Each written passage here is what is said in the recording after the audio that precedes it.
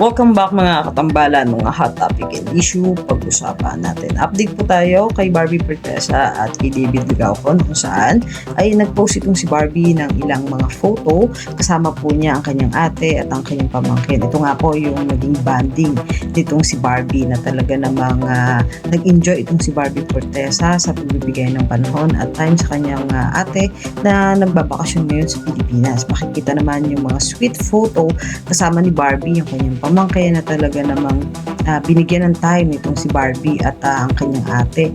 At meron ding ilang mga ganap na isineshare nga po itong si Barbie sa kanyang social media account. At makikita naman yung napaka-sweet na gesture ng pamangkin niya, ng ate niya na talaga namang napaka-sweet nila. At ito nga po ay ilang mga ganap nitong si Barbie. At kasama din ni Barbie yung kanyang pamilya, naglaan nga po sila ng time para sa family. At ito naman po si David Ligauco ay meron po na One Feast on Great Manila Adventure.